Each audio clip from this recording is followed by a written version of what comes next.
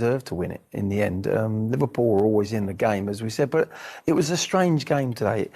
In that second half, it was like whoever was in possession, it felt like they had 11 against 10. And then when Liverpool got possession, it felt like they had 11 against 10. It was sort of, they were everywhere. There was so much space to play in. And in the end, it was Chelsea that got that little bit of a chance, and they created it really well. Liverpool's chances, I felt, were coming off mistakes of Chelsea when they give the ball away and they broke on them. Whereas I think Chelsea sort of carved their chances open. You know, they did it themselves. And, you know, in all, it was for an entertaining game, but both managers wouldn't be particularly happy. And Chelsea ended up doing to Liverpool what Liverpool have been doing to other clubs, scoring late.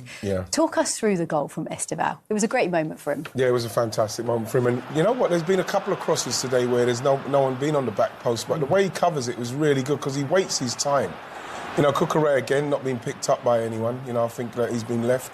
Once he goes in, look at Esteval now.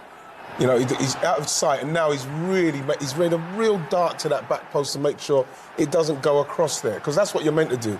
The winger's meant to, when a ball's coming across, that ball should never go across through the back of that play, and he's done well there. Got on the back of Andy Robertson and, you know, got his goal, and he came on and done very well. If you look at Andy Robinson again here, we're just look at Salah here. All day he's done that. He's let Cucurella get forward on his own too many times, and in the end they paid the price. But on the back post there, Andy Robinson there hasn't once. He got square on for an experienced fullback. When the ball's down the other side, he's got to have a glance, he's got to have a look, he's got to be aware where Esteval is. Didn't see him whatsoever because he was closed off, he was squared up.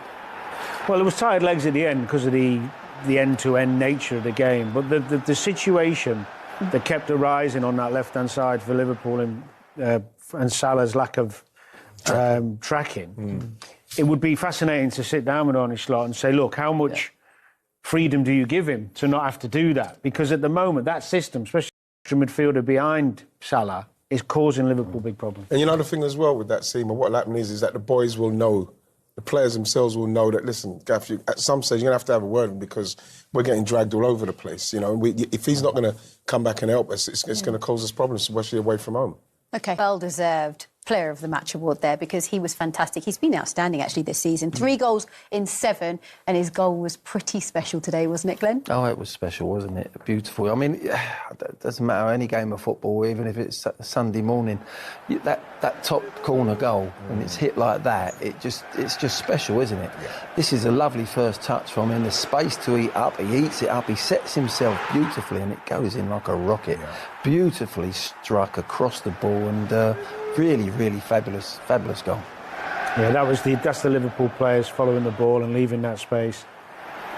Struggled today, I think, with the rotation of Chelsea and the problems down that left. There was lots of space, unlike the team of last season, and what a goal. I mean, the centre-halves, we could question that. I mean, we've got to say the goal, haven't we? Ultimately, that is a strike that very few people would stop. And he's been terrific, Caicedo. He deserves great credit because he started quite slowly his Chelsea career. And he's become their best player. Do you think that... Sorry, Ian. No, I was just going to say, it's just, I love when it hits the net. It's not dipped in, he's hit that with real clean. It's clean, yeah. Clean strike. You can tell the ball's not spinning too much. He's caught it perfectly.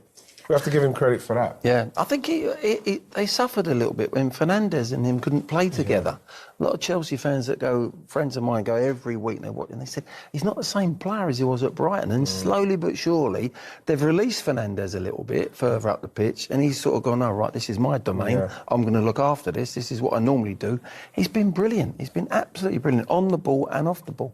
Do we have to credit Chelsea as well, given the fact that they've had so many injuries? I think 9 injuries, or 8 injuries, plus a couple of suspensions as well. But to have so many players out and to still be able to beat Liverpool is something. Yeah, because Liverpool are the champions, and they proved that last season how good they were. I know it's a different team he's got now. But, like, you have to say that Chelsea get a lot of credit simply because you could see that it's a Liverpool side that you can get at.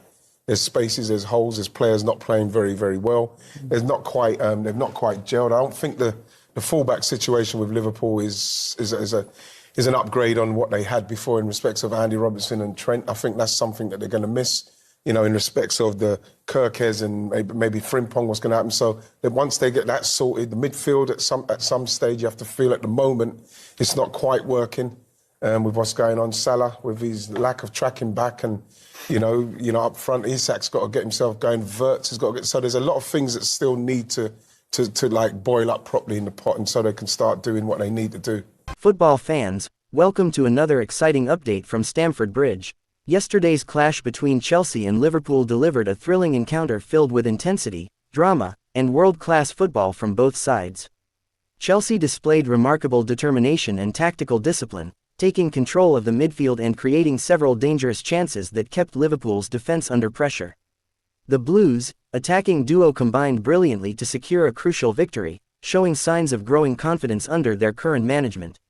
Liverpool, on the other hand, fought hard throughout the contest but were unable to convert key opportunities, marking their third straight defeat and raising questions about their recent form.